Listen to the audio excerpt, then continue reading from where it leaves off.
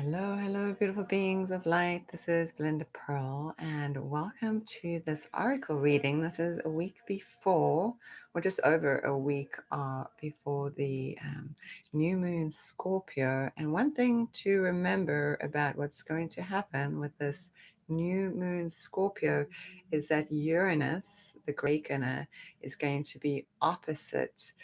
So it's creating a bridge, something for us to learn from. In 3D astrology, we look at it as an opposition. So somebody's facing us and, kind of pointing their finger at us.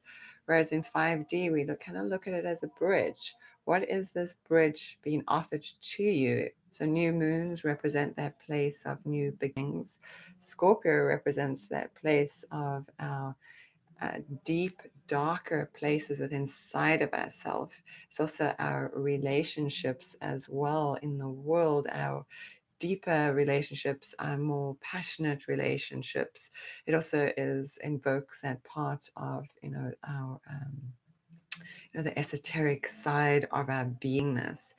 So this great awakener Uranus is asking, it's going to actually literally like shift the waves, because Scorpio is a water element or has a water element to it. So the waves are going to be a little bit erratic. And what you're being asked to do is to be adaptable, to be flexible.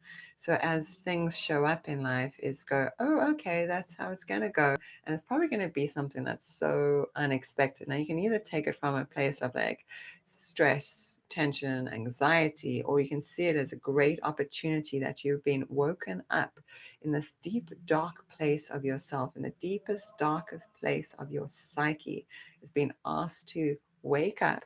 This is a new moon, so new potentials can be seeded. And if we seed something now, 6 months from now, when the moon is full in Scorpio, those seedlings become blooms and we can actually harvest that. And this is also a time of harvesting.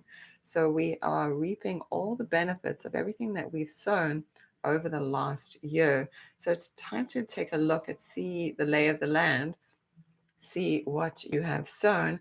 And maybe you've sown things that weren't as, maybe brought a little bit of like funkiness into life. And now you're trying to see, like, well, how can I seed something that can actually bring me potentials, that actually opens or creates those bridges for me so that I can shift and change? Especially many people are being asked to shift and change. So for today, this sort of pre-path to the Scorpio new moon, I'm going to offer an oracle reading to see what the energy is for all of us going forward towards this new moon in Scorpio. So I chose a different deck of cards just because this one particular card kept coming out, and I didn't really want that card to come out. So this is me like sort of intervening in the energy. So it'd be interesting to see if there's going to be a similarity to that one particular card, the Golden Path, that keeps showing up. But I know we all are on that golden path in the perfect place that we need to be. So wherever you find this reading, hearing it, watching it, listening to it, is going to be bringing you the absolute best message that you need at that given time. So as we move towards the Scorpio new moon, what can we ask for? What guidance can actually show us how it's going to be best for us to move into this place of really seeing ourselves for who we are. I'll take another shuffle of the deck as we call in the oracle to give us guidance. And all our light beings of the highest light to show us the way. Take a deep breath in with me. And as we exhale, what is revealed and guidance is always given.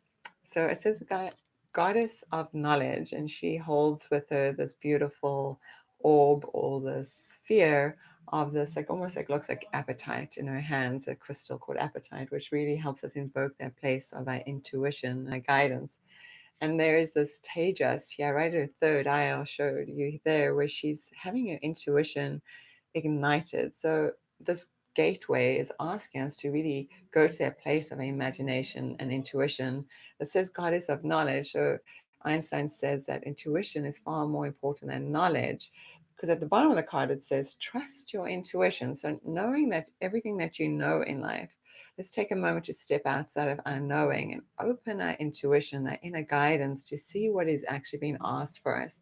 And what's also really interesting in this is there's a synchronicity, at least for me, because I'm guiding people through a 4-week intuition experience.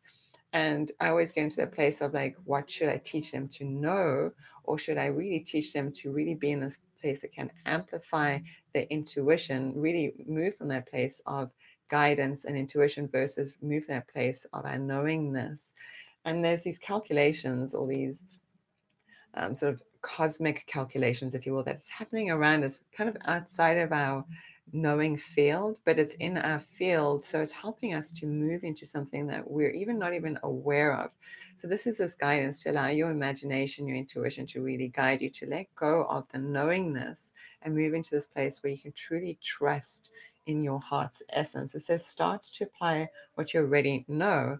You already know what life has brought you here, and kind of what I said before, where look back at the lay of the land and see what has taken you to this point. What were you sending out to the universe? What was the universe bringing to your path? What were you manifesting on your path?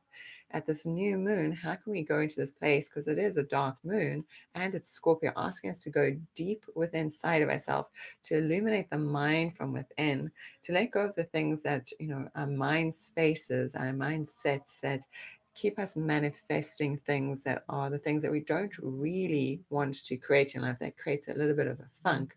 So this guidance is to go back inward, which is the guidance of that other card too. The golden path was this always like going back in, because the universe is guiding us to something that we're not even quite aware of, because this calculation is still happening in the universe. The universe is like almost like refragging itself. If you're familiar with like a PC computer, I don't use PC anymore, but you actually like defrag your computer in order to get all the bits and pieces back into alignment so that it would run better. And this is kind of what we're being asked to do, is to defrag ourselves, to come back into ourselves, to illuminate the intuitive mind, knowing that everything that we know has brought us to this place in time. And now it's time to really trust in that intuition so it can really carry us forward.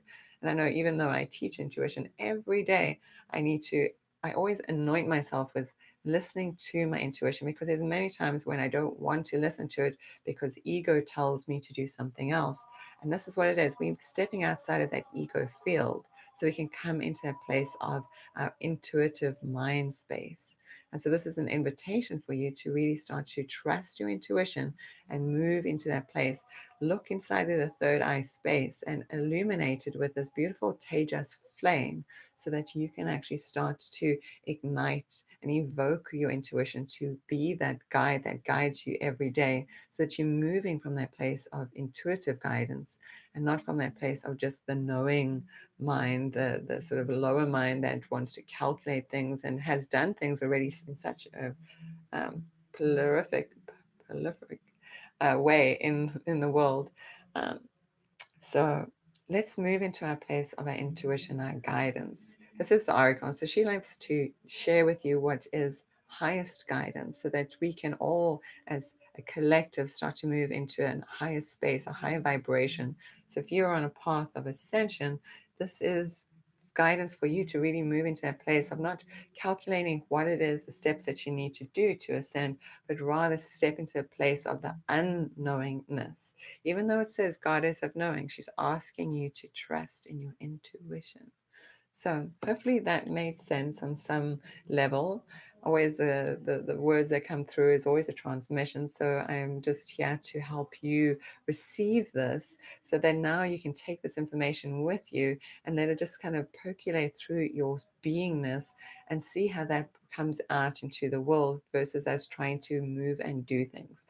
Go forward and trust your intuition. This is going to be the best guidance that you can do as we move towards this full moon with this opposition of Uranus, and see as the waves are beating next to the boat, or things seem like they're taking you in a completely new direction.